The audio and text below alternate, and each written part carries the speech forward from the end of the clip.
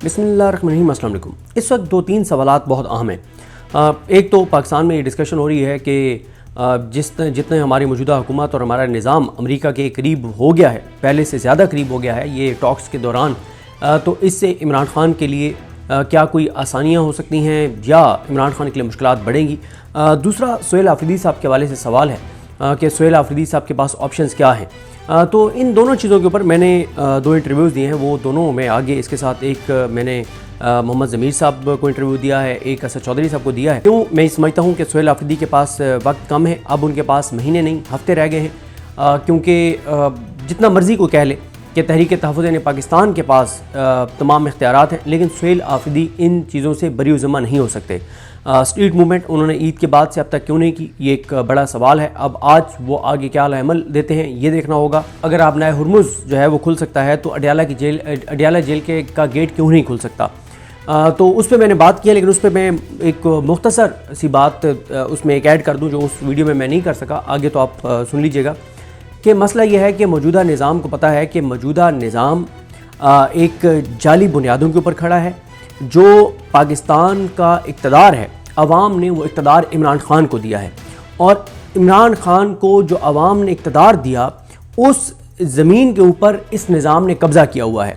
अब क्योंकि पाकिस्तान के लोगों ने इमरान ख़ान को जो है वो मैंडेट दिया, तो ये नहीं हो सकता कि इमरान ख़ान बाहर आएँ और आप आके हाथ पे हाथ रख के बैठ जाएं। तो इस निज़ाम को पता है कि जिस दिन इमरान ख़ान बाहर आएंगे, और फिर इमरान ख़ान 3 साल पहले जब जेल गए थे, उस इमरान ख़ान की पॉपुलैरिटी और आज के इमरान ख़ान की पॉपुलैरिटी में ज़मीन आसमान का फ़र्क है। इस निज़ाम को ये खौफ है कि जिस दिन इमरान ख़ान अडियाला से निकलेंगे, कहीं ऐसा ना हो कि वो अडियाला से निकलते ही सीधे डी चौक की तरफ रवाना हो जाए। इसलिए ये तो नहीं ये निज़ाम चाहेगा कि उनको अडियाला से रिहा किया जाए। ज़ाहिर है ये तो यही कोशिश करेंगे कि उनको किसी तरह से ज़ोर ज़बरदस्ती जो है वो पहले किसी तरह से अडियाला से बनी गाला सब जेल करार दे के शिफ्ट किया जाए। जब भी 2 महीने बाद, 3 महीने बाद, 6 महीने बाद, अभी तक तो जो इस वक्त PTI की सूरत हाल है, तो इस निज़ाम के ऊपर कोई दबाव नहीं है, तो वो क्यों इमरान ख़ान को रिहा करेंगे। और फिर वैसे भी इमरान ख़ान का जो मौक़िफ़ है, जो इस वक्त जितनी चीज़ें चल रही हैं उन सब में इमरान ख़ान का मौक़िफ़ मुख्तलिफ है, तो ये निज़ाम कभी भी उनको इतनी आसानी से नहीं छोड़ेगा। बहरहाल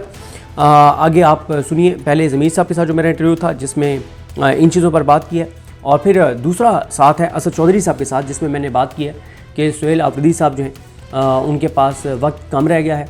और लेकिन एक चीज़ की मैं आपको वजाहत कर दूं कि एक ख़बर यहाँ पे शहर इक़्तिदार में चली कि बुशरा बीबी साहिबा ने सुहेल आफरीदी साहब के हवाले से अपनी फ़ैमिली को कुछ नेगेटिव जो है तासुरात का इजहार किया, और ये कहा कि इमरान ख़ान सुहेल आफरीदी से खुश नहीं है। तो इसकी मैंने तस्दीक की है। यानी मैं आपको पूरे वसूख से, पूरे एतमाद से ये कह सकता हूँ, ये ज़ाहिर है मैं वीडियो में बात कर रहा हूँ तो ये ऑन रिकॉर्ड रहेगी, कि मैंने सबसे रेलिवेंट शख्सियात से ये पूछा है, उन्होंने कहा है कि ऐसी कोई बात नहीं हुई। और जब वक्त आएगा तो ज़ाहिर है इमरान ख़ान साहब की मुलाकातें जब बहाल होंगी तो इस बात की तस्दीक भी हो जाएगी कि और मैं जब वक्त आएगा, अभी तो नहीं, तो आपको बता भी दूंगा कि मैंने किस से ये इस बात की तस्दीक की थी। तो ऐसी कोई बात नहीं है, लेकिन फिर भी मैं समझता हूँ कि सुहेल आफरीदी के पास वक्त कम है। क्यों है, आगे सुनिए। जो आपने असद उमर साहब के भी ट्वीट का जिक्र किया कि ये एक पाकिस्तान के अंदर भी सीज़ फायर का एक बेहतरीन टाइम है, और अगर आप नए हुरमुज़ खुल गई है तो फिर अडियाला का गेट भी खुलना चाहिए। अच्छा, वैसे तो आप नए हुरमुज़ दोबारा बंद हो गई है, लेकिन खैर ये सूरत हाल तो बदलती रहेगी, अभी देखते हैं क्या किस तरफ चीज़ें जाती हैं। लेकिन मैं नहीं समझता कि कोई पाकिस्तान के अंदर सीज़ फायर होगा, और ना ही मैं समझता हूँ कि ख़ुद से ये निज़ाम ये फ़ैसला करेगा कि उसको अडियाला के दरवाज़े खोल देने चाहिए। उसकी वजह मैं आपको बताता हूँ। सबसे आइडियल जो टाइम पिछले हमने 1 साल में देखा, पहली यानी इससे भी पहले अगर आप पीछे जाएँ, पहली बात तो ये है कि इमरान ख़ान की हुकूमत गिराना ही गलत था, वो तो आप सबको पता है कि कैसे वो हुकूमत गिरी।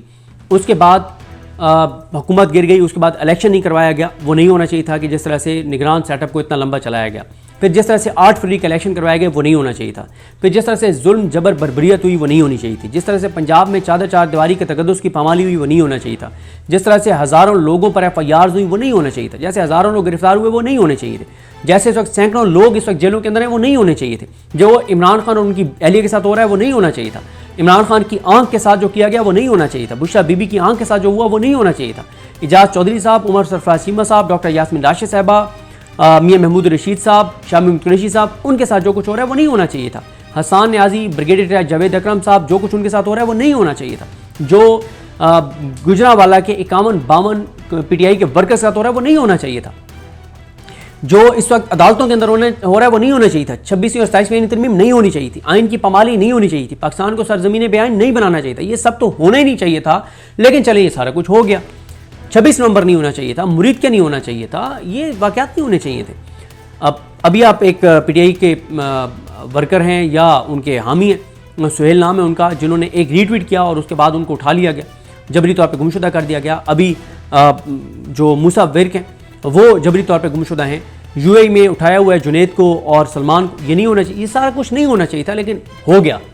तो इसको ख़त्म करने का सबसे बेहतरीन टाइम कौन सा था?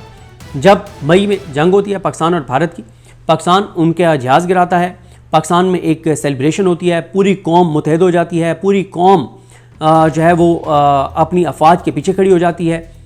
वो आइडियल टाइम था। लेकिन उसके बाद क्या हुआ? उसके बाद बावजूद इसके कि पीटीआई के लिए, पाकिस्तान के लोगों के लिए कोई आसानियाँ होती, इंसानी हकूक़ बहाल होते, अदालतों के अंदर कोई इंसाफ होना शुरू होता, नहीं, उल्टा ज़्यादा मज़ीद सख्तियाँ बढ़ गई। उसके बाद ही इमरान खान की आंख की बिनाई चली गई, उसके बाद ही बुशरा बीबी की आंख की बिनाई चली गई। ये सब कुछ तो उसके बाद हुआ। उसके बाद ही ये हुआ कि 4.5 माह हो गए इमरान खान की अपनी बहनों से मुलाकात नहीं है। उसके बाद ही ये हुआ कि इमरान खान की डॉक्टर्स तक रसाई ख़त्म हो गई। उसके बाद ही ये हुआ कि इमरान खान के ब्लड टेस्ट नहीं हो रहे। उसके बाद ही ये हुआ कि इमरान खान की उनकी मेडिकल रिपोर्ट्स, उनकी मतलब टेस्ट होंगे तो मेडिकल रिपोर्ट्स, ये सारी चीज़ें तो उसके बाद हुई हैं। तो अगर उस वक्त ये कुछ नहीं किया गया तो अब आप देख लें। देखें, इस वक्त एज ए पाकिस्तानी तो सोच यही है कि अगर पाकिस्तान को जो बताया जा रहा है कि मतलब अब दोबारा यहाँ पे मुज़ाकरात होंगे और पाकिस्तान का नाम पूरी दुनिया में गूंज रहा है, होना तो ये चाहिए था कि इसको पाकिस्तान के अंदर भी लोगों के लिए इसको इसके लिए आसानियाँ लोगों के लिए शुरू होती, लेकिन अभी तक तो हम ऐसा ग्राउंड के ऊपर कोई चीज़ नहीं देख रहे।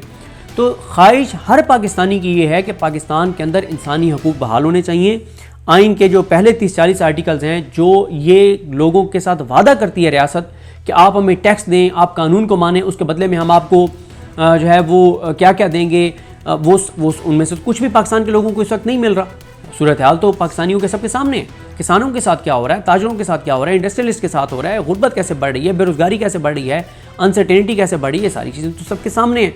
तो लिहाजा होना तो यही चाहिए था कि कोई आसानियाँ पीटीआई के लिए और पाकिस्तान के लोगों के लिए होनी चाहिए थी, इमरान खान के लिए होनी चाहिए थी, बेगुनाह कैदियों के लिए होनी चाहिए थी, लेकिन नहीं हो रहा। तो मुझे बिल्कुल नहीं लगता कि कोई चीज़ें बेहतर होंगी, और उसकी एक वजह यह है कि पीटीआई इस सिस्टम के लिए कोई चैलेंज नहीं है। पीटीआई ना तो मफाहमत कर पा रही है, ना मज़ामत कर पा रही है। पीटीआई के पास कोई लाएमल नहीं है।